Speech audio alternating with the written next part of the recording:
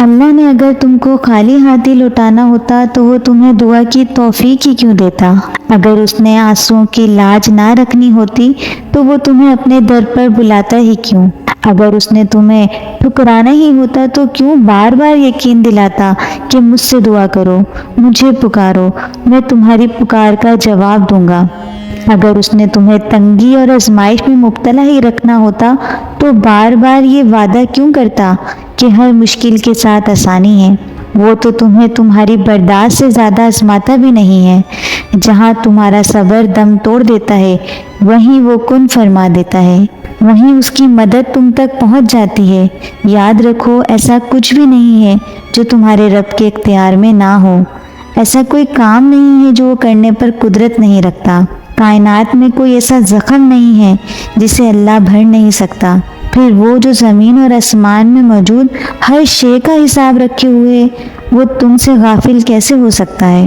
اللہ تمہارے درد سے ناآشنا نہیں ہے، وہ تو بس تمہاری ایک پکار کا منتظر ہے کہ کب تم پورے یقین کے ساتھ اسے پکارو اور وہ تم پر اپنے انعامات کے در کھول دے۔ اس کی رحمت تو ہر لمحہ تم کو اپنے گھیرے میں لینے کے لیے بیتاب رہتی ہے۔ حضرت یوسف علیہ السلام بھی جانتے تھے کہ آج اگر تنہائی میں برائی کر لی تو کل یہی برائی شہر میں پھیل چکی ہوگی۔ نفسانی خواہشات کی برائیاں تنہائی سے شروع ہوتی ہیں اور بدنام کر کے چھوڑتی ہیں۔ زلیخا نے تنہائی میں پھسلانے کی کوشش کی، لیکن ایک وقت آیا جب شہر کی سب عورتیں زلیخا کے بارے میں تبصرے کر رہی تھیں کہ اس نے اپنے پاک دامن غلام کو ورغلایا، تو لہٰذا پہلے قدم پر ہی رک جاؤ ورنہ زمانے میں ذلیل ہو جاؤ گے۔ اور جب تم گناہ کرتے جاتے ہو نا تو رفتہ رفتہ ایسی دلدل میں دھستے جاتے ہو جہاں تمہیں سکون میسر نہیں آتا، اور جب تم اپنے کیے پر شرمندہ نہیں ہوتے اور توبہ نہیں کرتے ہو تو تمہارا ضمیر گہری نیند سو جاتا ہے، تم اپنے نفس کے غلام بن جاتے ہو، پھر تم وہ سب کچھ کرتے ہو جو تمہارا نفس اپنی تسکین کے لیے تم سے کرواتا ہے۔ تم جتنے مرضی خطا کار کیوں نہ ہو، تم پر ایک وقت ضرور آتا ہے جب تمہارے گناہوں سے زخمی تمہاری روح چیختی ہے اور تمہیں سیدھے راستے پر چلنے کی تلقین کرتی ہے، اور تب تکلیف کی اس انتہا پر تمہارا مردہ اور گناہوں سے بیزار دل تڑپ اٹھتا ہے۔ بس تم اس ایک لمحے میں اپنے ضمیر کی سن لینا اور اس کی آواز کو خود پر حاوی کر لینا۔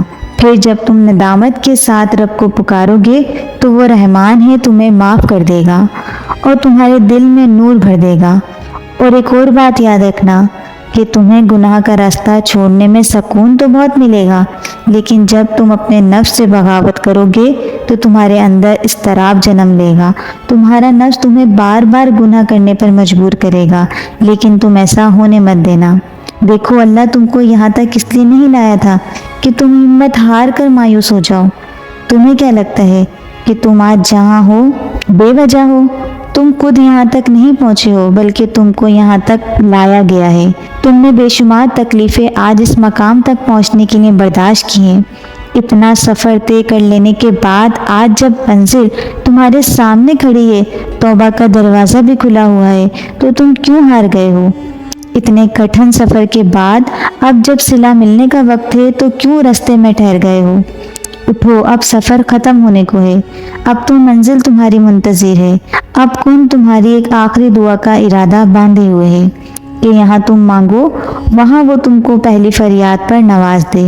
اب صبر کے زمانے گزر گئے، اب صلے ملنے کا وقت ہے، اب قبولیت کا وقت ہے، اب آنسوؤں کی مسکراہٹوں میں بدلنے کا وقت ہے، کسی اور کا نہیں، اب یہ تمہارا وقت ہے۔ ہزاروں مایوس لوگوں میں سے اگر اس نے تمہیں دعا کی توفیق دی ہے تو وہ کیسے تمہاری دعا کو رد کر سکتا ہے؟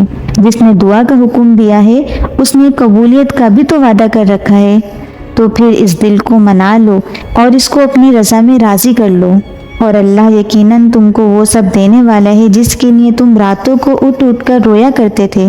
کبھی کبھار ایک دعا سب کچھ بدلنے کے لیے کافی ہوتی ہے، کیونکہ اللہ تم سے اتنی زیادہ محبت کرتا ہے کہ تم بائی چانس مسلمان نہیں ہوئے ہو، اس نے تمہیں چوز کیا ہے کہ تم مسلمان پیدا ہو۔